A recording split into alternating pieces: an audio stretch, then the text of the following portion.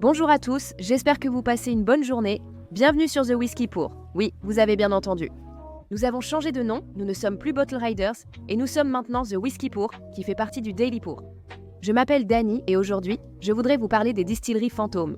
Je dois maintenant remercier l'une d'entre vous qui a suggéré que j'en parle dans les commentaires d'une vidéo. Et merci beaucoup parce que je pense que c'est un excellent sujet. Si vous ne le savez pas, les distilleries fantômes sont des distilleries qui ont fermé leurs portes.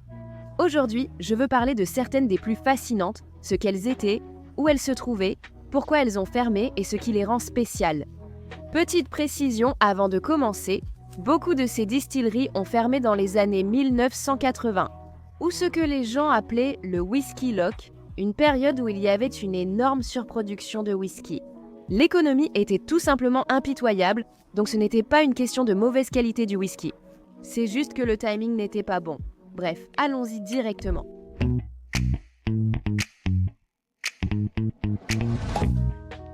Évoquons d'abord Port Ellen sur Islay. Cette distillerie incarne parfaitement une distillerie fantôme renaissante. Port Ellen a fermé dans les années 1980. Pendant la récession, tout son équipement a été démonté. Comme c'est souvent le cas avec les distilleries qui ferment, tout le stock restant a vu son prix s'envoler. L'année dernière, la distillerie a en fait rouvert ses portes. Diageo l'a rouverte avec 2 alambics Phoenix, remplaçant les originaux pour lui rendre son style caractéristique. Ainsi que beaucoup de nouveaux équipements expérimentaux pour de nouvelles saveurs, donc l'alcool coule à nouveau, mais évidemment, nous ne goûterons pas le Port Ellen mûr. Encore 4 ans. Cependant, la malterie sur le même site n'a jamais cessé de fonctionner, et en fait, elle fournit en continu une grande partie du malt tourbé d'Islay depuis les années 1970. Je suis vraiment curieuse de voir comment ces nouveaux whisky Port Ellen vont évoluer. Les anciens ont un statut légendaire, mais ces nouveaux sont très différents, une autre époque. Donc il sera intéressant de voir comment cela se passera. La distillerie Brora dans les Highlands a également fermé la même année, en 1983. Elles étaient réputées pour leur texture cireuse et leur niveau varié de tourbe, surtout avec les millésimes des années 70. Brora a également été largement restaurée. Ils ont rouvert en 2021 et utilisé des alambics restaurés pour recréer le style qui les a rendus célèbres. Pour cette renaissance, Diageo a marqué l'occasion avec le triptyque Brora, où les bouteilles mettent en avant les différents styles historiques de Brora, car Brora est une question de style plutôt que simplement d'âge. Rosebank dans les Lowlands en est un autre exemple. Elle a été mise en sommeil en 1993, donc la production s'est complètement arrêtée, mais tout l'équipement est resté en place. Mais elle est ensuite tombée en ruine. Santé. Rosebank était d'ailleurs réputée comme la reine des Lowlands. Distillé 3 fois, ce whisky élégant était condensé de façon inhabituelle dans des condenseurs à serpentin, une combinaison originale. Après une importante reconstruction par Ian MacLeod, la production des distillateurs a repris en 2023 et l'expérience du centre des visiteurs a ouvert en 2024. En voici une autre de retour, ce qui est agréable. Certaines distilleries ferment puis renaissent. Rosebank est vraiment très floral et complexe. C'est vraiment typique du goût d'un très bon whisky des Lowlands, donc je suis contente que celui-ci soit de retour. Little Mill, autre distillerie des Lowlands, a aussi fermé. Aujourd'hui, Little Mill est souvent citée comme la plus ancienne distillerie écossaise légalement autorisée. Il existe une pierre datée, je crois de 1772, mais il y a beaucoup de débats à ce sujet. Mais elle a tout de même fermé.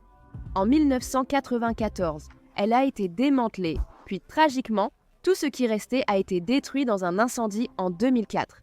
Il ne reste vraiment qu'un nombre très limité de fûts qui sont embouteillés par les propriétaires actuels. Et quand ceux-ci seront partis, ils seront partis et ce sera fini. Très tristement, en passant aux États-Unis, Stitzelweiler dans le Kentucky était en quelque sorte le berceau du bourbon au blé. Il produisait du whisky pour des marques comme William Larry Weller, Old Fitzgerald, Rebel Yell, Cabin Steel, essentiellement des marques qui utilisaient du blé pour obtenir un profil de saveur plus doux plutôt que le seigle épicé. La distillation a cessé en 1992 et le site est devenu un centre pour visiteurs. Mais les fûts originaux de Stitzelweiler étaient en quantité limitée et ces fûts sont en quelque sorte la raison de l'engouement autour de Van Winkle qui continue encore aujourd'hui. Nous devons parler de Karuizawa, qui est probablement la distillerie japonaise disparue la plus emblématique.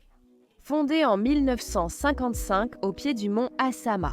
Elle était réputée pour ses petits alambics, ses fûts de chêne européens ayant contenu du sherry et sa production de whisky traditionnel.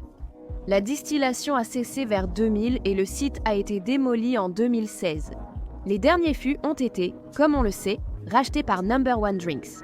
Beaucoup ont finalement atterri chez des collectionneurs comme Eric Wang, ce qui explique pourquoi certains prix sont devenus stratosphériques. Ils avaient déjà une production d'origine assez minuscule et ils fabriquaient un whisky d'une qualité vraiment incroyable et évidemment, ils ont arrêté la production. C'est pourquoi certains de ces prix sont hors de portée. Voilà donc mon petit tour d'horizon de quelques distilleries fantômes qui ont eu un impact assez important sur le monde du whisky. Certaines ont heureusement rouvert, d'autres resteront fermées à jamais.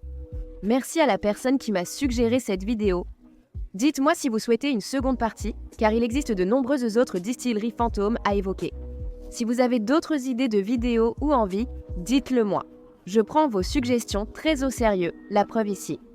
J'espère que vous passerez une excellente fin de journée. On se retrouve à la prochaine vidéo. Assurez-vous de vous abonner si vous aimez aussi le whisky et mettez un j'aime à cette vidéo car ça m'aide vraiment à savoir. Si vous avez apprécié la vidéo, suivez-moi pour en voir plus.